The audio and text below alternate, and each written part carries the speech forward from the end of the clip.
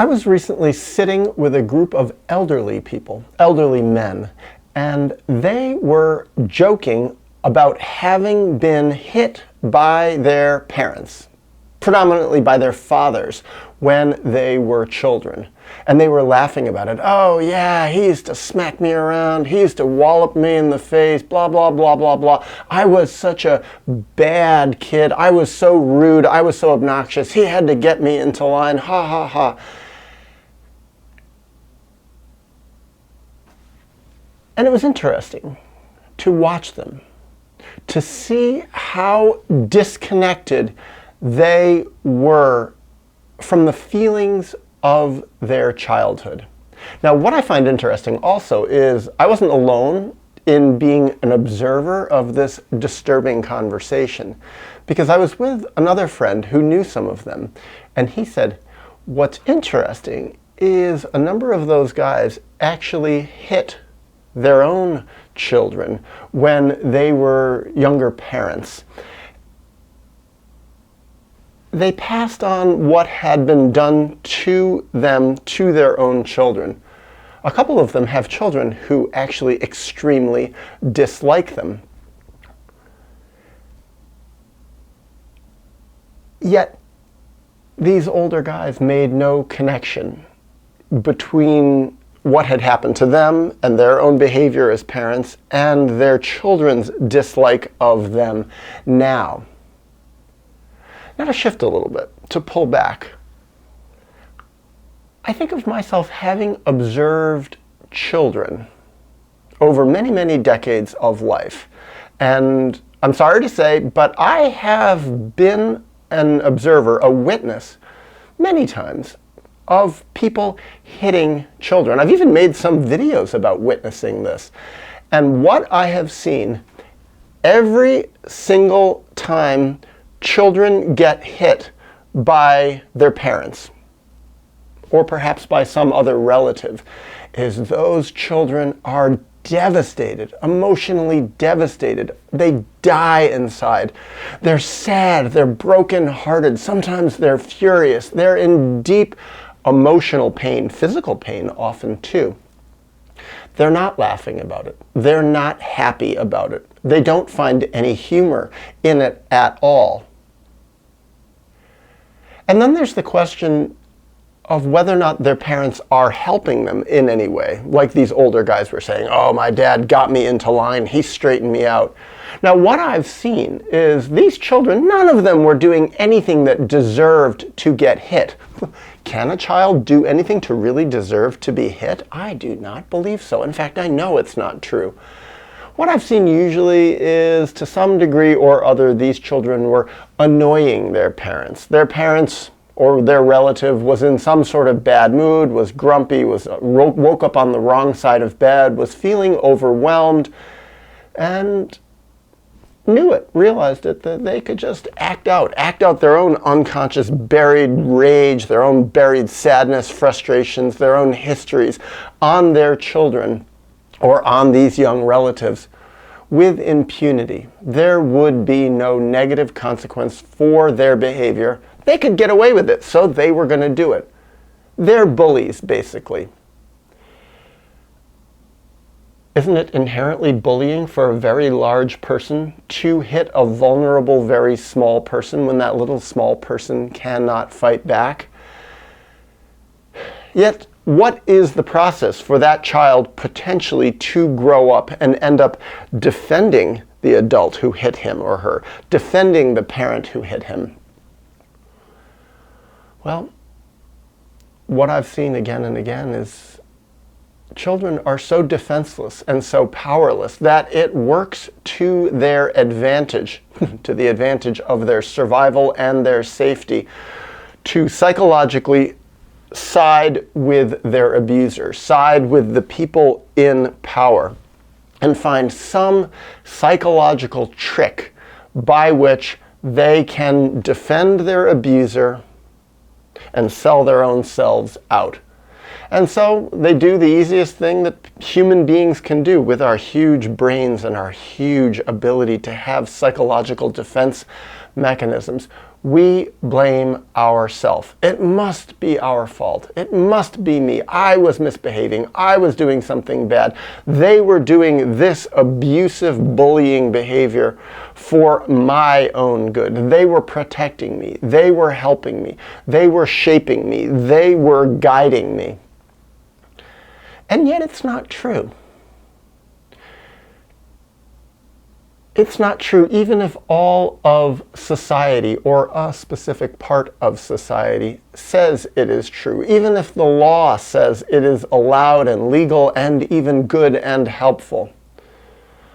Even if religions say it is good and allowed and helpful. Even if psychology experts say it is allowed and helpful. I made a whole video about Jordan Peterson talking about hitting children when they are misbehaving to teach them the right way, to get them into line.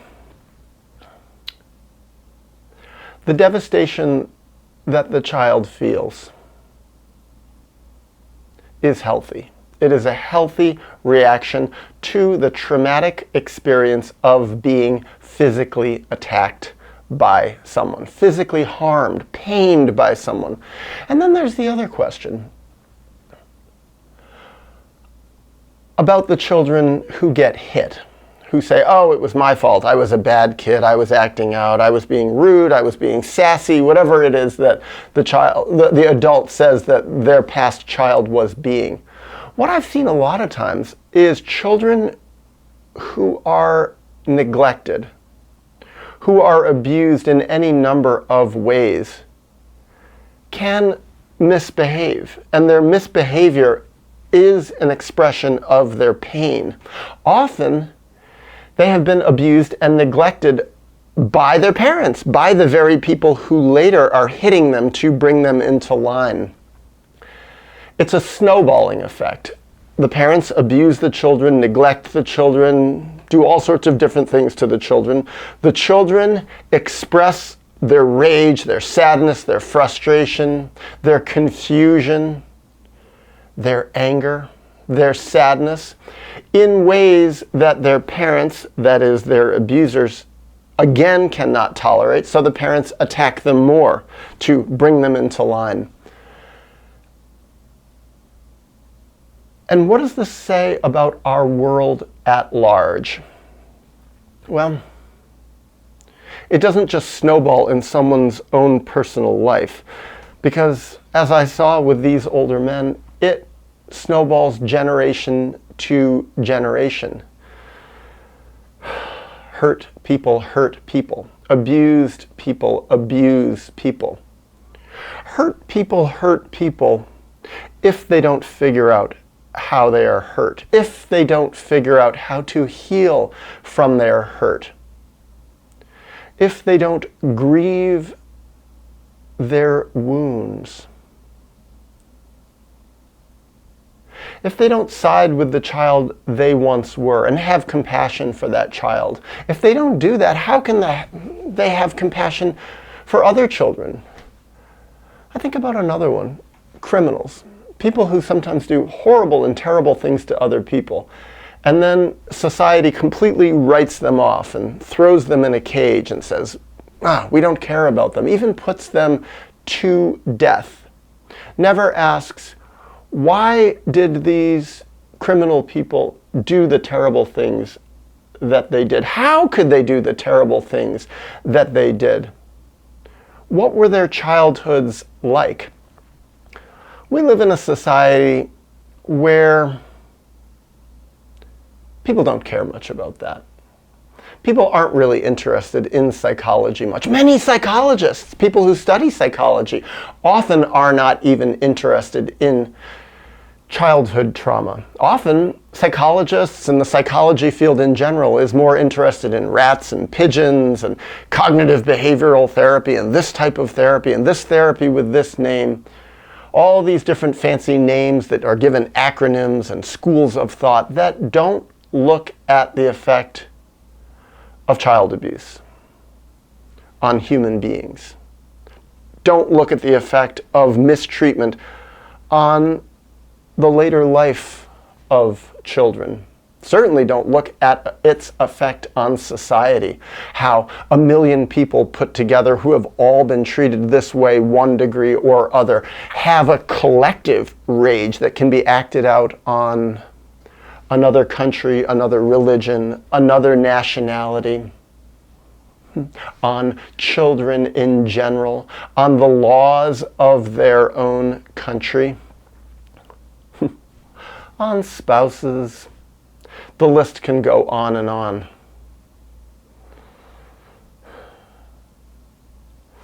So I just think of me sitting with this group of men, listening to them joke about how they were all abused for their own good, and me sitting silently because I knew that if I spoke up and said anything remotely resembling what I am sharing now, heaven forbid, if I had defended these old men, the child within them, if I had defended the little child they once were, they would have been offended.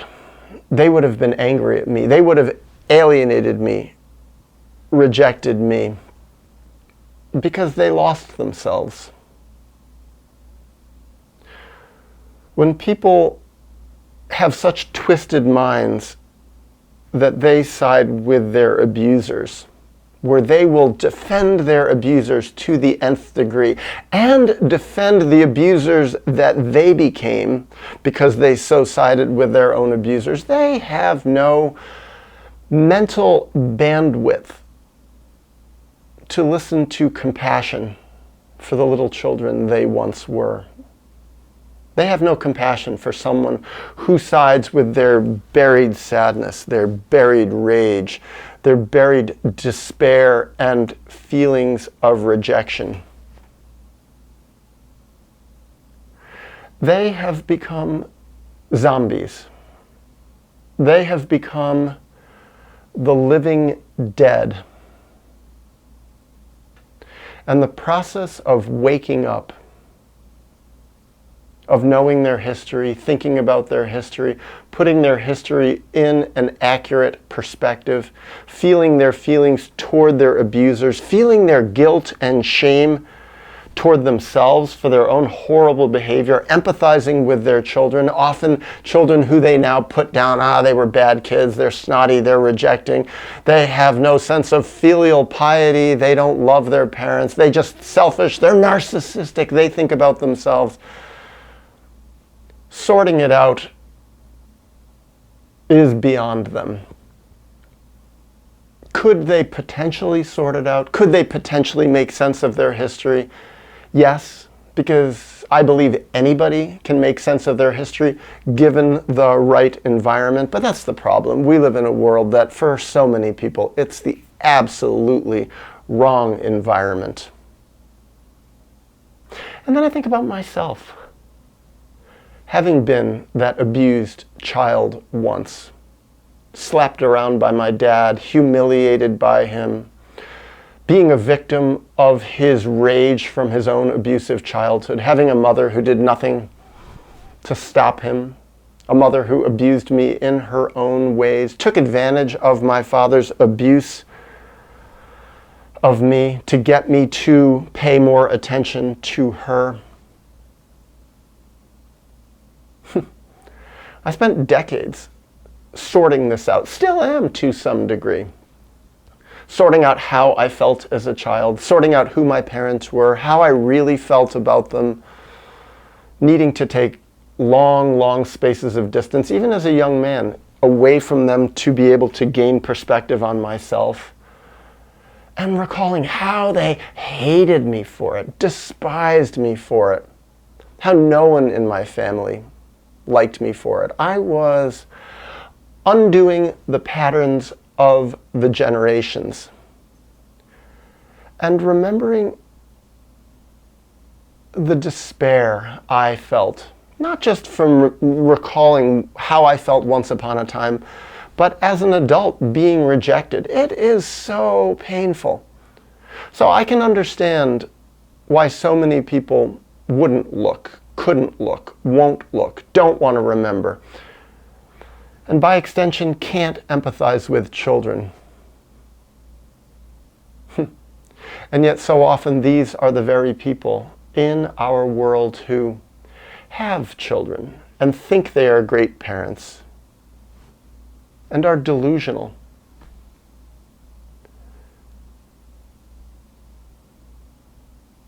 I give credit to anyone who can look at their childhood, who has the strength to do it, who has the pain tolerance to bring up those ancient feelings,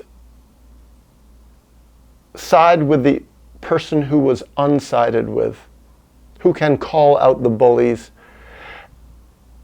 and face the rejection of society now, decades later. And will society ever change? Will society ever side with the children for real? I don't know. I don't know if any society really ever will. Some society make little steps outlawing child abuse, physical child attacking in this way and that. And I've been in some of these countries where you can't hit your kids legally, but I see some of these parents still neglecting their children in all sorts of emotional ways and verbally assaulting their kids in different ways. There's all sorts of different ways that parents can harm their children deeply without ever putting their hands on them. I still think it's a step in the right direction where physical attacks on children are outlawed, but I still see we have such a long way to go.